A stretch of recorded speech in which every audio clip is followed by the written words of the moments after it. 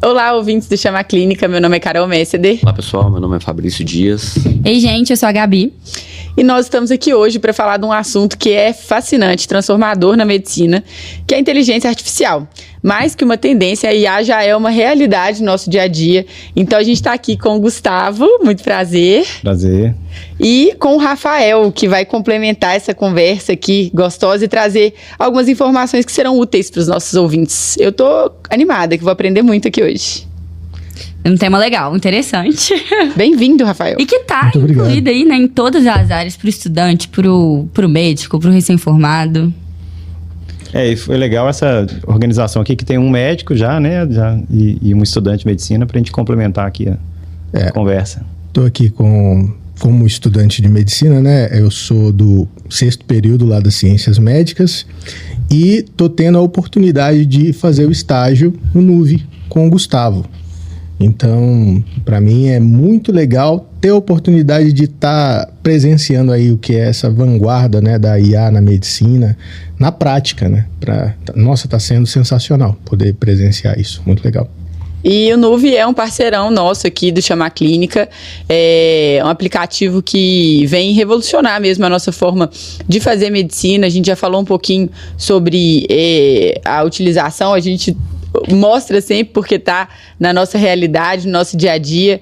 Então diminui o tempo ali da burocracia do médico, também nos auxilia no preenchimento de documentos, facilita essa parte, que é uma parte que a gente não gosta. A gente gosta de pensar em soluções para o nosso paciente, fazer raciocínio clínico. Então facilita que o cuidado seja de fato centrado no paciente, não na papelada. Exatamente. Engraçado você falar que faz uma revolução, né?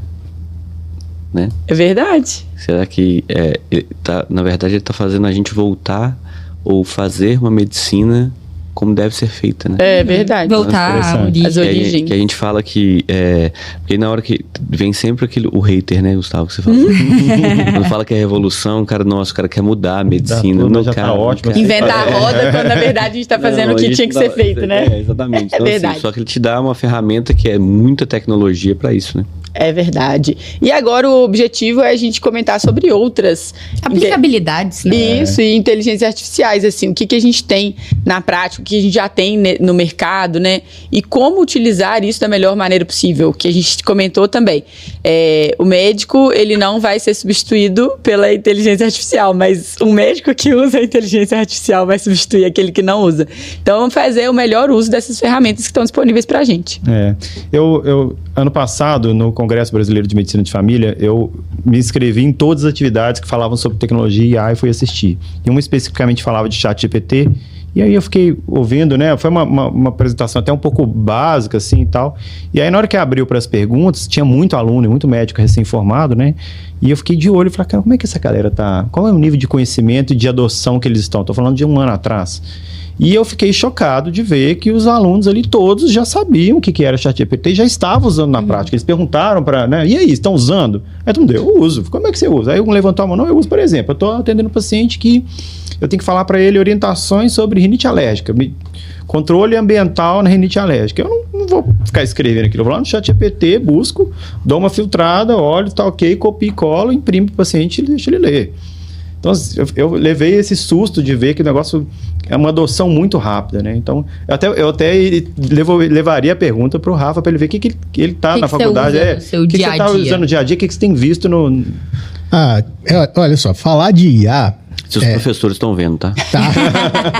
Não, mas no LinkedIn, por exemplo, a gente estava até falando mais cedo, né?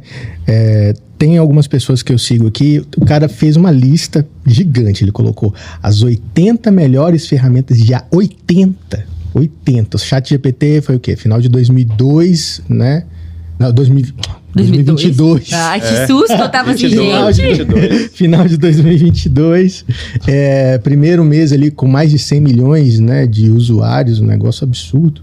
Mas, assim, de lá pra cá, você pensa, não tem tanto tempo assim. Como é que a galera consegue ficar usando 80 inteligências artificiais? Eu uso o básico, mas o básico já dá pra fazer bastante coisa. Eu uso o ChatGPT, eu pago o O1, né? Eu acho que ele é muito bom. Ele tem essa ferramenta, né, de raciocinar antes de te dar a resposta. Então, ele mesmo, ele passa pelo crivo dele mesmo. Será que eu estou dando uma resposta suficientemente boa que atende realmente a isso daqui que está sendo pedido? Então, eu uso ele.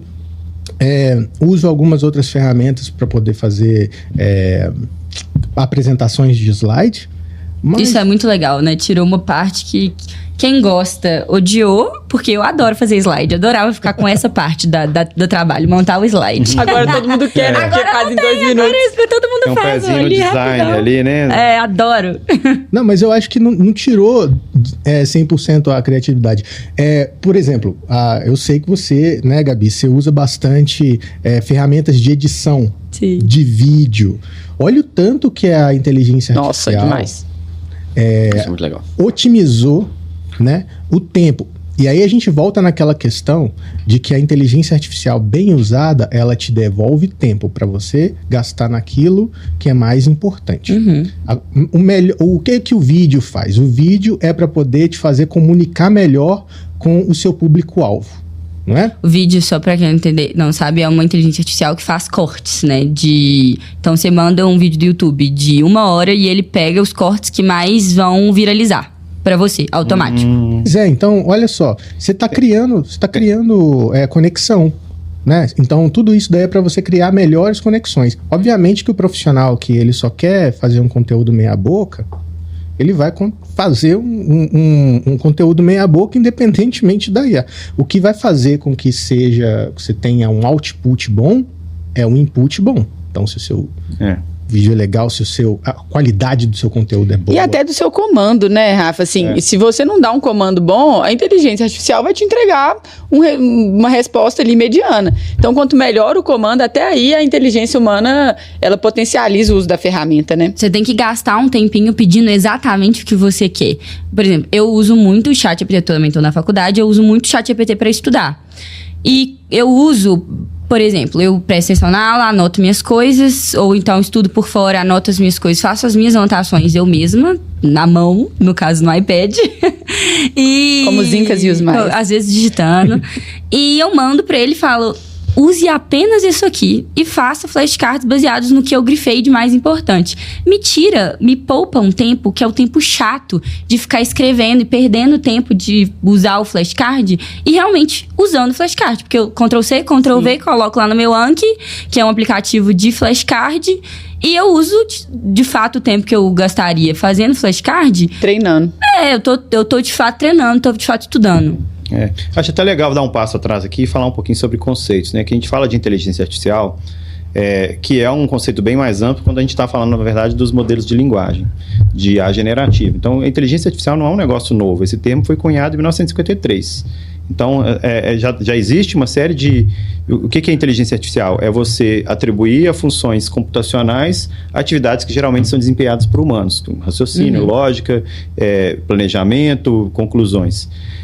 Só que o que a gente tem visto de poucos anos para cá, 2 anos para cá, é que a gente começou a usar uma área específica da inteligência artificial, que é a IA generativa, ou seja, capaz de gerar. Esse termo até se consagrou em português, mas ele está errado, porque não existe a palavra generar em português, é gerar. Seria IA, inteligência gerativa, que cria conteúdo. Cria imagem, cria vídeo, cria música, né? E a gente tem falado muito da IA generativa e dos LLMs, dos Large Language Models. Então, são modelos de linguagem. Então, basicamente, nós estamos falando de ChatGPT, de Claude, de... Perplexity. Gemini, são LLMs, são modelos de linguagem. Então, eles são capazes de gerar fala. Então, assim, isso é muito legal. Isso é interessante. Então, o que a gente está vendo é a capacidade de processamento, porque a IA, divisão computacional é outra. A gente sabe de evidências que a IA, divisão computacional, consegue identificar uma lesão numa mamografia, às vezes melhor do que um radiologista. Isso aí já tem muitos anos que a gente sabe. Isso daí é interessante. A gente estava participando lá no Mater Day, né? Daquele encontro que eles fazem anual sobre gestão, né? E aí o Bruno Eiger, que inclusive depois sentou com a gente para poder bater um papo, ele é CEO... Anthony Eiger. Ele é CEO de uma empresa que chama Neuramed. Neuralmed, isso. A Neuralmed, ele estava explicando pra gente de algumas coisas que até... Eu fui conversar isso com um professor depois, ele até fez um certo tipo de provocação que eu posso até trazer pra mesa pra gente poder discutir. O que acontece? Aconteceu um acidente, aí o motociclista, ele quebrou o braço. E aí ele quebrou o braço e no momento em que foram fazer a chapa de raio-x, né? Quebrou braço, costela e foram tirar o raio-x do tórax. E aí, no hospital que trabalha com esse sistema que eles criaram, detectaram um nódulo no pulmão. E aí, mandaram a mensagem para o paciente e a IA varreu, a IA de imagem varreu esse tórax, percebeu lá um nódulo no pulmão, entraram em contato com o paciente, colheram a história médica dele e perceberam que ele tinha parentes que já tinham tido câncer de pulmão, sem histórico de tabagismo. Então, isso, no final das contas, possibilitou um tratamento precoce desse paciente. Um achado casual, um raio-x de trauma. Mas aí eu levei isso para um outro professor meu que ele falou comigo assim, overdiagnosis. Será mesmo? Né? No final das contas. Mas assim, eu acho que é interessante que isso é aquele dilema ético que a gente só tem ele se acontecer algum problema, porque para o paciente foi benéfico, dessa vez foi ótimo. A ferramenta, né, ela pode ser usada para o bem ou para o mal. Acho que abre espaço para muita discussão essa questão da utilização, né? Mas é uma discussão bem legal, assim, do overdiagnosis, né? O excesso. É aquilo que a gente estava falando, né? Depende de como a gente usa a ferramenta. Não tem...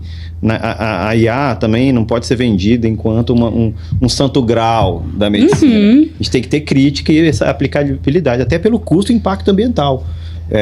A IA traz um custo e um impacto ambiental importante. Sim. Tem um preceito na medicina que é preceito da medicina, na verdade, que é primo non nocere, ou nocere, né? Primeiro, não causar dano. Né? Então, assim, o overdiagnosis, né? Como vocês estão falando, assim, ele tem só um detalhe. Quando o tratamento é pior que a doença, sabe? Então, assim, eu acho que esse é o senão. Eu acho que é isso que o seu professor deve ter te observado, assim. Eu não tenho dúvida que para o paciente, ele descobrir um nódulo pulmonar desse tamanhozinho é melhor do que ele descobrir um nódulo desse tamanho. Mas, será que isso, quando a gente massifica isso, e isso é o problema, eu acho, da IA, você pode começar a indicar tratamentos, e aí tem várias coisas envolvidas no tratamento, né? E aí começar a ter efeitos colaterais dos tratamentos. E aí o tratamento ser pior para o paciente do que ficar com aquele nódulo ali e acompanhar aquele nódulo, por exemplo, entendeu? Porque então, tudo assim, depende, né, do paciente. Né? Acho que depende muito do... mais recentemente, alguns tipos de câncer de tireoide, né? Exato. Que você faz um acompanhamento só o segmento, não opera mais. Exato. Então, tem vários tumores que você pode fazer um acompanhamento, assim. E aí, o que eu vejo muitas vezes, assim, isso pode gerar... eu não tenho dúvida que tem seu lado benéfico, mas também você tem a questão que você está rotulando aquele paciente. Como que é viver com nódulo pulmonar? Entendeu? Assim, como que é conviver com aquilo? Tipo, quero tirar isso de mim. Eu não quero ficar com isso. A gente teve um colega recentemente que fez um diagnóstico super inicial, um cirurgião muito próximo a gente, assim, um baita de um cirurgião, um nódulo prostático. Que em qualquer paciente faria um segmento... E ele foi um incidentaloma, ele fez por um acaso um exame e foi lá, achou um nódulo ultra pequeno, foi lá, qualquer paciente, a indicação da literatura, inclusive, era ele fazer esse acompanhamento anual, ele operou o nódulo. tipo, em 2 meses ele operou o nódulo. Eu não vou conviver com isso. Então, assim, é complexo. Corre um risco dele ter que conviver com impotência ou incontinência. Exato. Que Então, são as consequências então, assim, do tratamento, né? Exato. Então, eu acho que é legal isso, assim, trazer pra discussão isso. Pra problematizar mesmo, né? Interessante mesmo. O que é IA, e eu não tenho dúvida, assim, quando a gente começa a detectar, e a gente tem... Aí vamos levar pro lado bom agora, assim... Por exemplo, método de detecção de neoplasia, de rastreamento de neoplasia coloretal, por exemplo, neoplasia de mama. São tumores que, quando você acha precocemente, você muda a vida da pessoa. Sim. Câncer de colo de útero, por exemplo.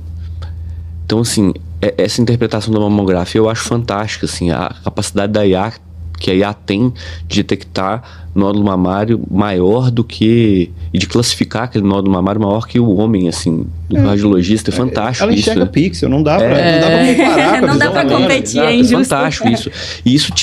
E isso muda. Porque muda muito, assim, porque a gente sabe que a precocidade de alguns tumores é melhor você ter. Então, assim, essa aplicação que você trouxe, eu acho que é fantástica, fantástica. A gente só tem que aprender a usar a ferramenta. Eu acho que a maturidade vem disso, sabe? Isso também vai levantar algumas outras questões que são bem interessantes, que é o seguinte: o futuro nos reserva novas profissões, como por exemplo, a IA, ela vai levantar diversos dilemas éticos. Então você vai ter o profissional que julga eticamente o que a IA está fazendo. O próprio engenheiro de prompt, né? A gente estava falando aqui de a qualidade das respostas que a gente obtém usando um chat GPT, por exemplo. Se você faz uma pergunta, um zero shot, que a gente chama de pergunta sem explicar nada, versus se você explica exatamente como que você quer a resposta, que referência que você quer que use, que tipo de análise que... Contextualiza o chat, né? Quanto melhor a pergunta, né? Igual que a pergunta pico, né? Quanto melhor, mais bem feita a pergunta, mais sua chance de achar uma evidência razoável. E é a mesma coisa com IA. Então, assim, falando de IA, né, para quem está usando, a gente falou sobre, já dando dicas, né?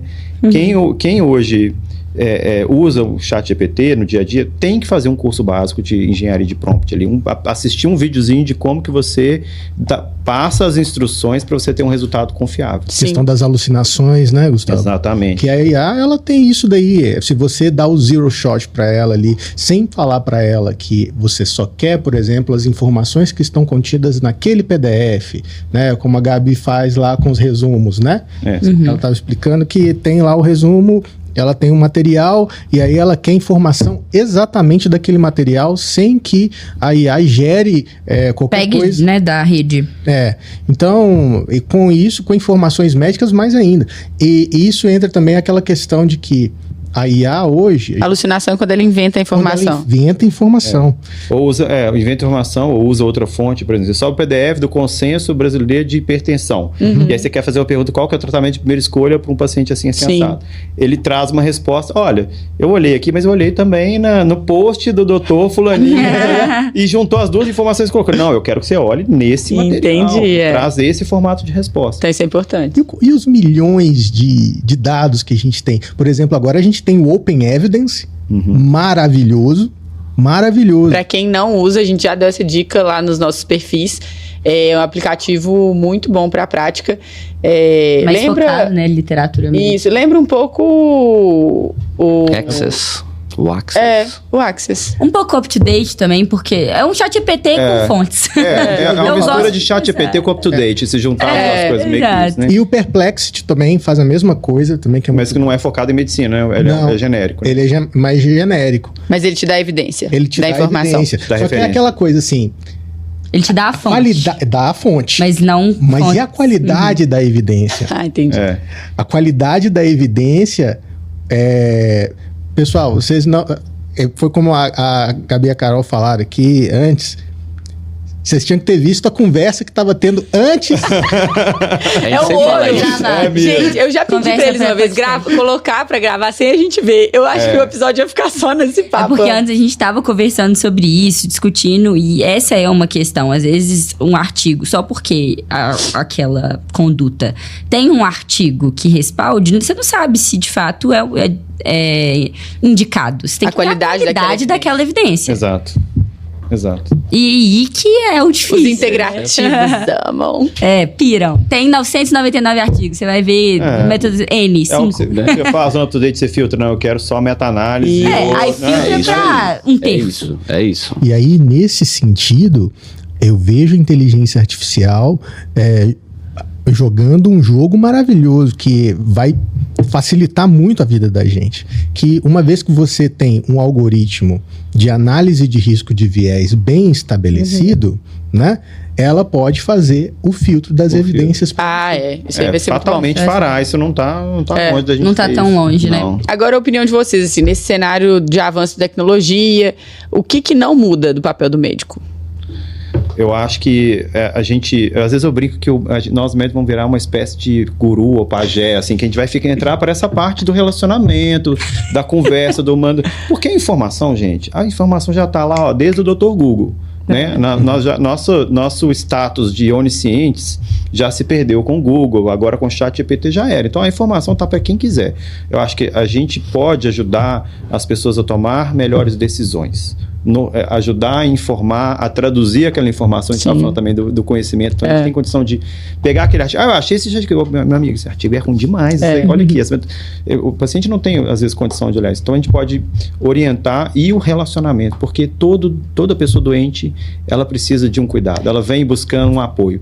E isso não tem chat GPT que vai dar. Assim, ele até às vezes é mais empático do que muito médico.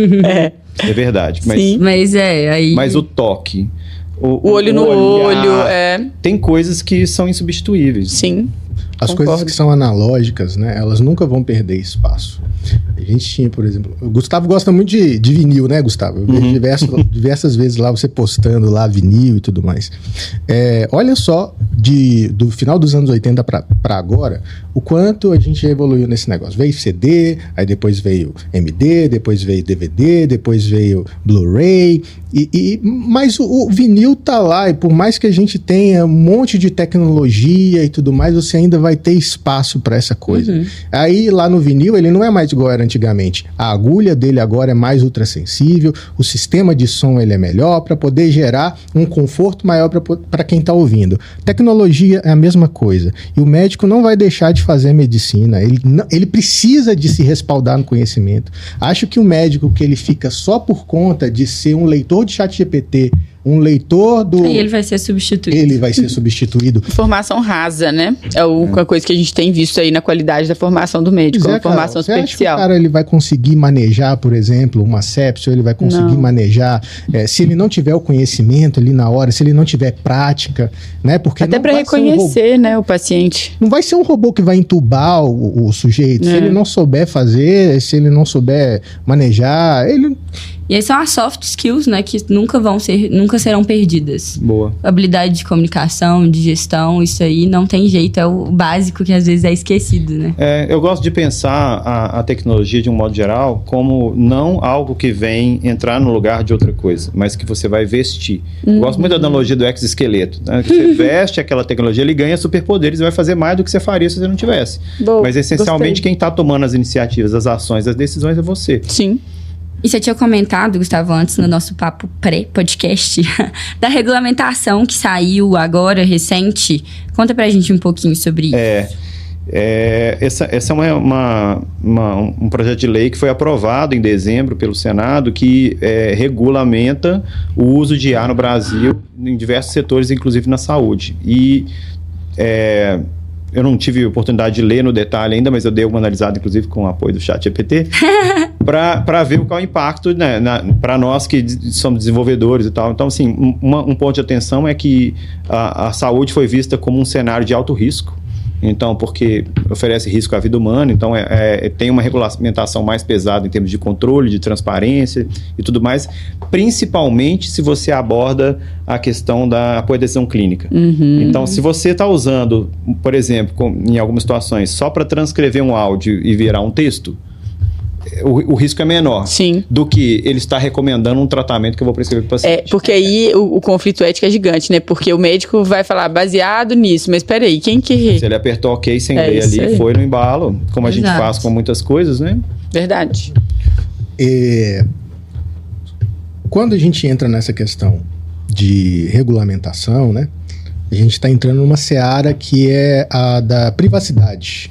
E isso é uma questão também, né? Porque hoje em dia a gente dá nossos dados para muitas... Vocês viram agora aquela empresa que está rastreando a íris do pessoal? Eu esqueci o nome dela, mas se vocês olharem aí no Google, vocês vão É do Sam Altman também, né, não me lembro, Gustavo, mas tem que o cara, ele tá... do CEO da OpenAI, né? Que ele tá até dando uma quantidade em dinheiro, né? Uma quantia de dinheiro para poder fazer o mapeamento da íris das pessoas, porque ele tá querendo vincular isso a uma criptomoeda que ele tá criando.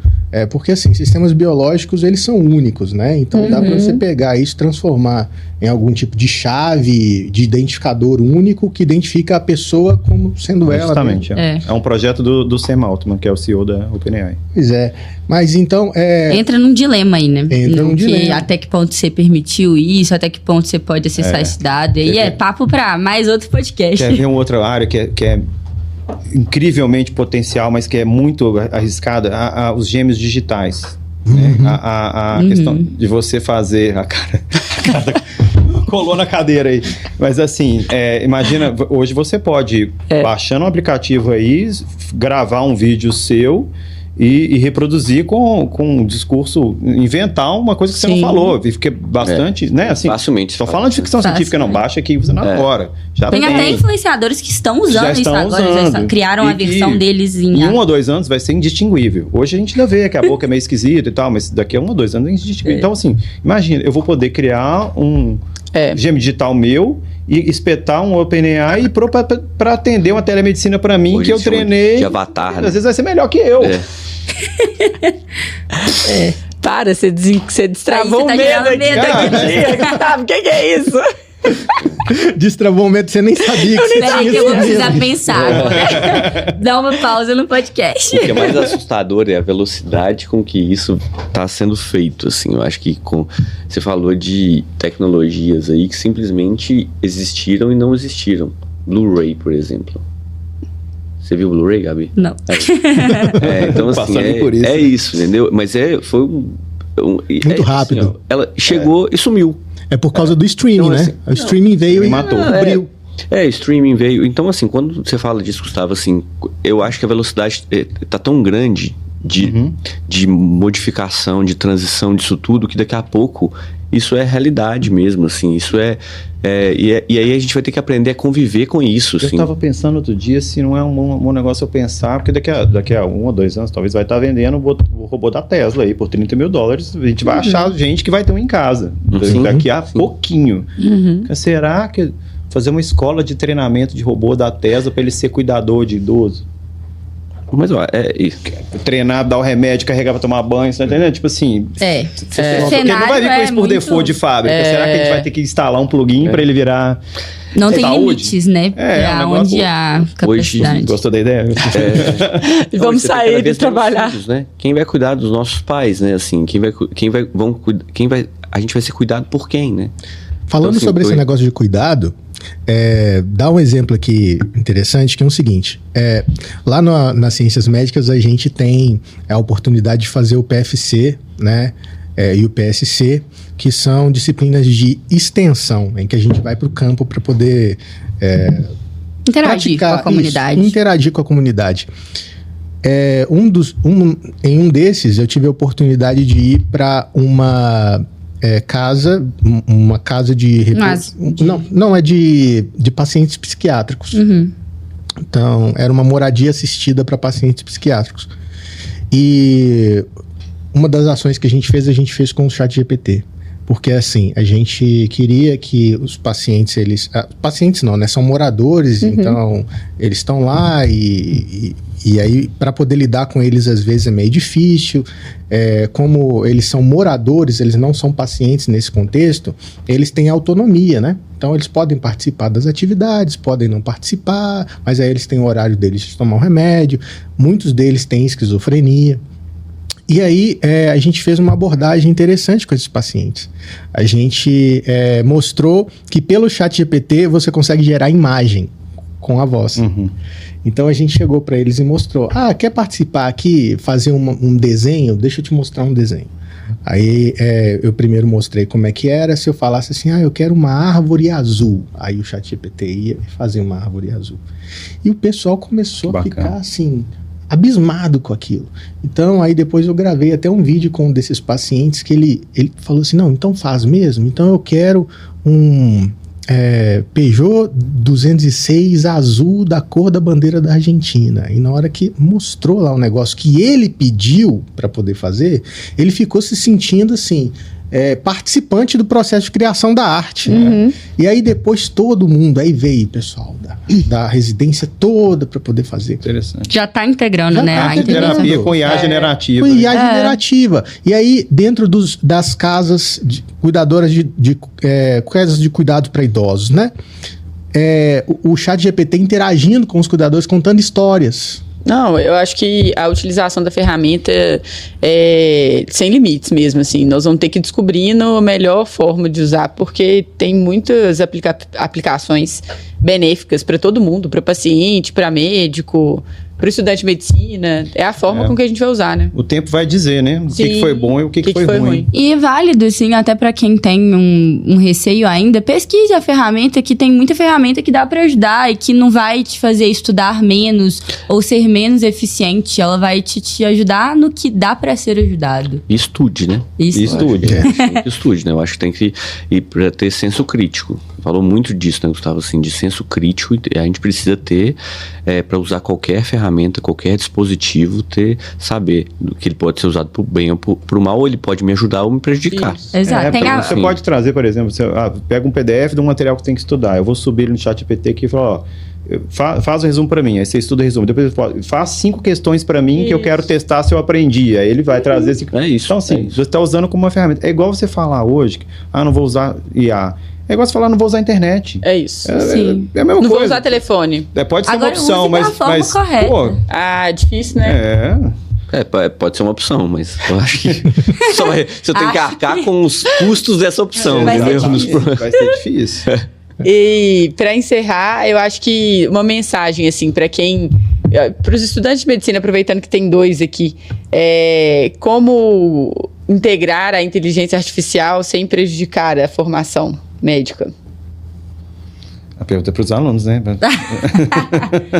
Olha, eu acho que é ter noção de que a base você tem que construir sem ela. Para você ter senso crítico, se a informação é verdadeira ou não, você precisa sentar, você precisa estudar, você precisa saber o que uma informação é confiável ou não. Para você ter senso crítico em relação à máquina. Se eu já estudei hipertensão de fontes seguras, e eu peço a IA para fazer um roteiro básico de instrução, e eu leio aquilo, eu sei que está errado ou não, porque eu estudei antes. Então, eu acho que a IA nunca vai substituir o estudo. Ela vai te ajudar a ter um estudo mais eficiente. Perfeito. Alguma mensagem? Assim, a IA, ela chegou para ficar mesmo. Você tem aí notícias como, por exemplo, a IA da OpenAI tirou 10 na prova do ITA e passou na residência da USP. Tem lá, bate no Google, você vai ver. Mas é uma ferramenta que, independente dela fazer essas façanhas, no final das contas, é para o ser humano fazer essas façanhas. É para eu passar na prova de residência da USP, entendeu?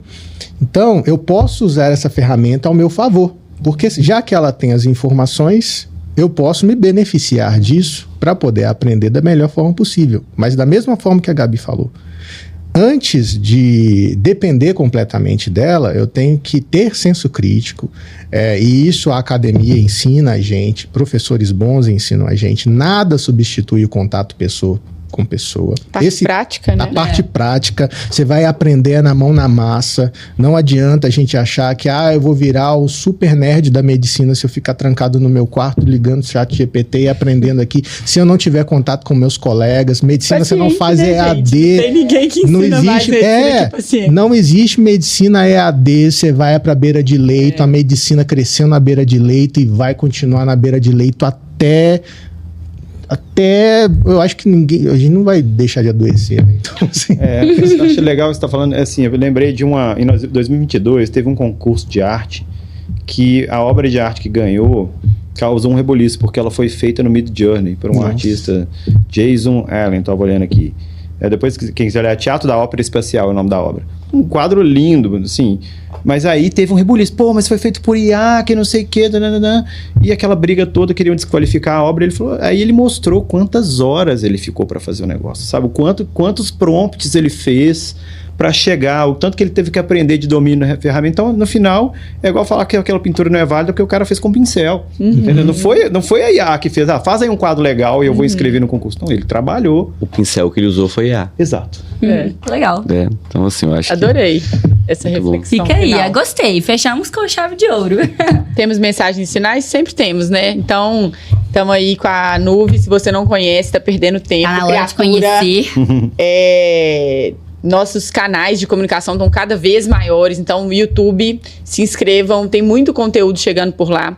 A gente viu, em 2024 foi um ano que a gente se aproximou do nosso público, então agora em 2025 a gente está aplicando tudo que a gente viu que vocês gostam e tem muita coisa nova, então tem quadro novo no perfil do Chamar Clínica, papo com gestor, artigo em 90 segundos, então tem muita coisa para trazer informação de qualidade para vocês.